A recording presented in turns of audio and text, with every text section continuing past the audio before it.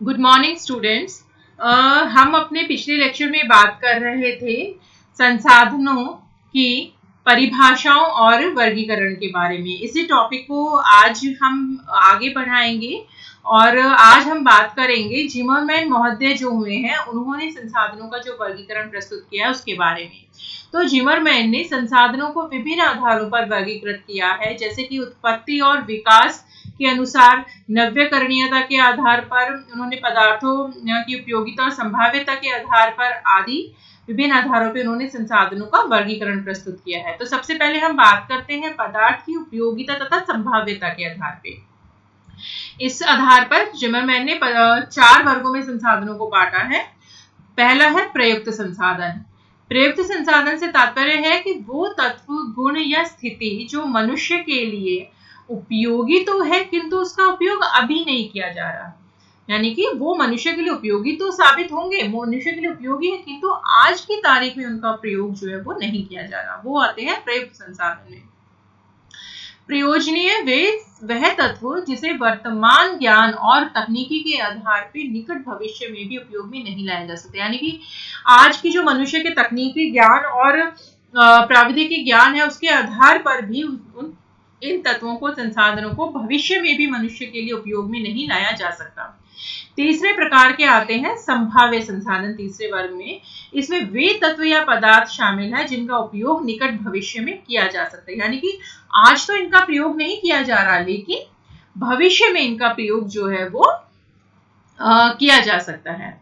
चौथे उपभाग में आते हैं गुप्त संसाधन, यानी कि वे संसाधन जो गुप्त रूप में है या जिनकी स्थिति के विषय में अभी सही ढंग से, सही तरीके से ज्ञान नहीं है, जैसे सौर शक्ति। ठीक है, तो ये तो हुआ पदार्थ की उपयोगिता और संभाव्यता के आधार पे जिमरमैन ने जो वर्गीकरण दिया है।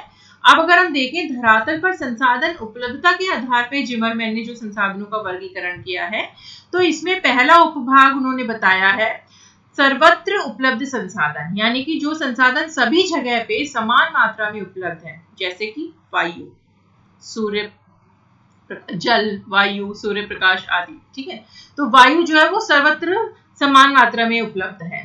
ठीक है, दूसरा है सामान्य रूप से उपलब्ध संसाधन, जैसे कि कृषि भूमि, मृदा, चरागाह भूमि आदि। फिर तीसरा आता है इसमें सीमित उपलब्धता वाले संसाधन, यानी कि जो सीमित मात्रा में उपलब्ध है, कुछ स्थानों पर उपलब्ध है, जैसे यूरेनियम, सोना। ठीक है, सभी जगह पे नहीं मिलता लेकिन कुछ निश्चित सीमित क्षेत्र है जहां पर ये संसाधन जो है वो मिलते हैं। चौथा है इसमें सकेंद्रित संसाधन, यानी कि जो संसाधन केवल कुछ ही स्थानों पर मिलते हैं, जैसे कि अगर हम देखें थोरियम जो है वो केरल तट पे ही पाया जाता है और कहीं नहीं मिलता। ठीक है, तो ये तो बात हुई संसाधन की धरातल के ऊपर जो संसाधन की उपलब्धता है उसके आधार पे जो जिमरमैन ने वर्गीकरण दिया है। अब हम बात करते हैं उत्पत्ति और विकास के अनुसार जो वर्गीकरण है जिमरमैन ने बताया है इनके बारे में। तो उत्पत्ति और विकास के आधार पे संसाधनों को 2 वर्गों में बांटा जाता है, प्राकृतिक संसाधन और मानवीय संसाधन। तो प्राकृतिक संसाधन जो है वो क्या है, जो हमें प्रकृति के द्वारा प्रदान किए गए हैं, प्रकृति प्रदत्त समस्त तत्व जो मनुष्य के लिए उपयोगी हैं, जैसे कि किसी भी देश की भौगोलिक स्थिति, उसका आकार, भूमि, मिट्टी, खनिज, शैल, वनस्पति, पशु संपदा आदि। देश के प्राकृतिक संसाधन जो होते हैं वो उसकी आर्थिक धुरी होती है, यानी कि आर्थिक विकास के ये संसाधन आधार होते हैं। प्राकृतिक संसाधनों को विभिन्न आधारों पर उपवर्गों में भी बांटा जाता है, जैसे उपलब्धि तथा वितरण के आधार पे, पदार्थ की उपयोगिता व संभाव्यता के आधार पे, नव्यकरणीयता के आधार पे आदि आधारों पे विभिन्न उपविभागों में बांटा जाता है। प्राकृतिक संसाधन जो है ये प्राकृतिक वातावरण के ही घटक है, ये प्रकृति के उपहार के रूप में है और इनमें विविधता पाई जाती है, यानी कि सभी जगह पे समान रूप से उपलब्ध नहीं होते, कहीं पे अधिक मात्रा में होते हैं, कहीं कम मात्रा में उपलब्ध होते हैं। और इन्हें प्राकृतिक संसाधनों को 2 मुख्य उपवर्गों में बांटा जाता है, जैविक और अजैविक। जैविक यानी जिनमें जीवन है, जैसे वनस्पति, जीव जंतु, और दूसरे आते हैं अजैविक, जिसके अंतर्गत कि अजैविक तत्व जिनमें जीवन नहीं है, मिट्टी, भूमि, जल आदि जो है वो इसमें शामिल होते हैं। ठीक है, तो यह सभी ज्ञात ना होकर के कुछ संसाधन इनमें से अज्ञात भी हैं। ठीक है, अज्ञात मात्रा में भी उपलब्ध हैं।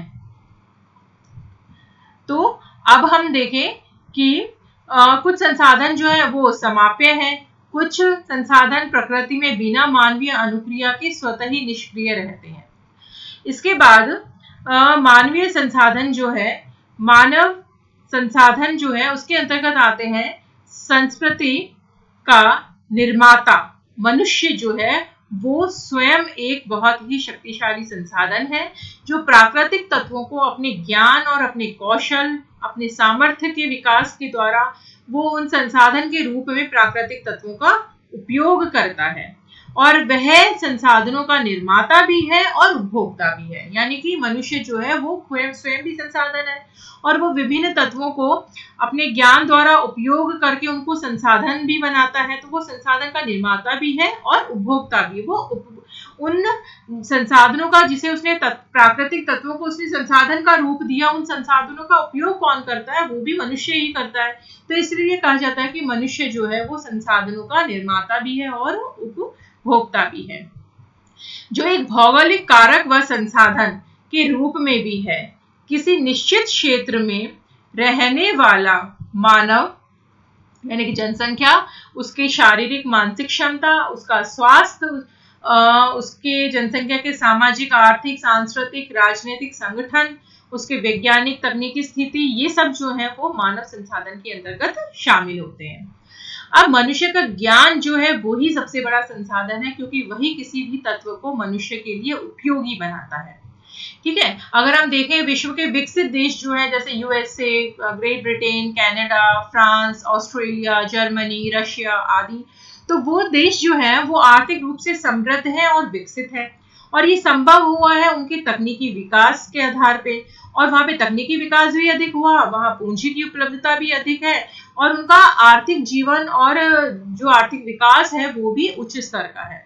तो यह सब मानव संसाधन के विकास का ही परिणाम है उन विकसित देशों में। ठीक है, और वह सभी प्राकृतिक, मानवीय और सांस्कृतिक संसाधन कहलाते हैं, जो कि मनुष्य के द्वारा जो संसाधन जो मनुष्य के कार्यों और प्रयत्नों के परिणाम होते हैं, वे सभी सांस्कृतिक या मानवीय संसाधन कहलाते हैं। जैसे कि घर का निर्माण करना, गांव, नगर, सड़कें, रेल मार्ग, सड़क मार्ग, नहरें, पुल, वाहन आदि जो मनुष्य बनाता है, बाग बगीचे, वो सब मानवीय संसाधनों के अंतर्गत आते हैं। तो किसी भी देश में तकनीकी विकास, सामाजिक और आर्थिक विचारधारा, सांस्कृतिक और राजनीतिक दशाएं आदि जो अमूर्त कारक हैं, वो सभी मानव संसाधनों की श्रेणी के अंतर्गत आते हैं। ठीक है, तो ये तो बात हुई संसाधनों को उनकी उत्पत्ति के विकास के आधार पर जिमरमैन ने 2 वर्गों में बांटा है, प्राकृतिक संसाधन और मानवीय संसाधन की। अब जिमरमैन ने उपयोग की निरंतरता के आधार पर भी संसाधनों को वर्गीकृत किया है, जिसमें सबसे पहला आता है नवीकरणीय संसाधन, यानी कि वो संसाधन जिन्हें पुनः उत्पादित किया जा सकता है, पुनः उत्पन्न किया जा सकता है। ठीक है, वे संसाधन जिनके स्वरूप और गुण में परिवर्तन करके उनके उपयोग की अवधि और उपयोगिता में वृद्धि और सुधार संभव है।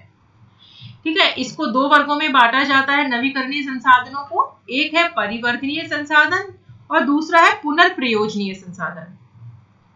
तो परिवर्तनीय संसाधन क्या होते हैं? वे संसाधन जिनके गुणों में वृद्धि की जाती है अथवा जिनका उपयोग रूप परिवर्तन द्वारा दीर्घ काल तक किया जा सकता है।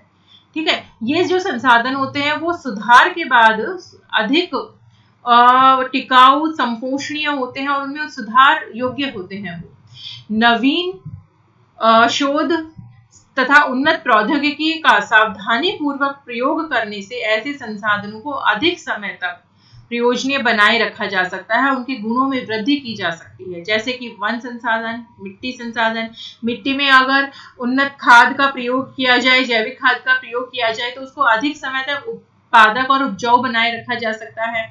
भूमि, मिट्टी, धरातलीय, भूगर्भ जल भंडार, वन्य जीव, मत्स्य आदि इसके अंतर्गत आते हैं। इसका दूसरा भाग है पुनर्प्रयोजनीय संसाधन, यानी कि वे संसाधन जिनके रूप में परिवर्तन करके उनका प्रयोग बार बार विभिन्न रूपों में किया जा सकता है।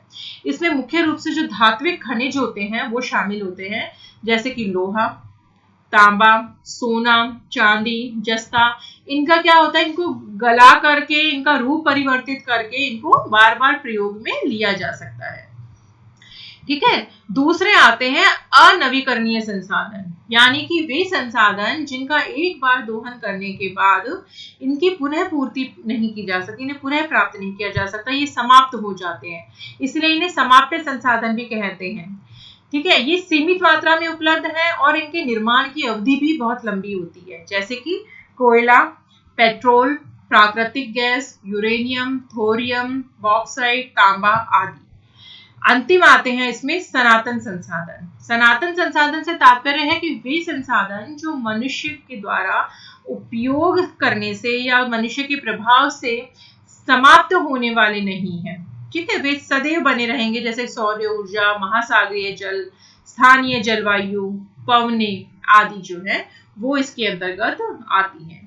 इस प्रकार हमारा जो ये टॉपिक है संसाधनों की परिभाषाएं और वर्गीकरण, जिसमें कि हमने विशेष रूप से जिमरमैन महोदय द्वारा जो वर्गीकरण किए गए हैं उनके बारे में भी बात करी, ये हमारा टॉपिक पूरा होता है। Thank you.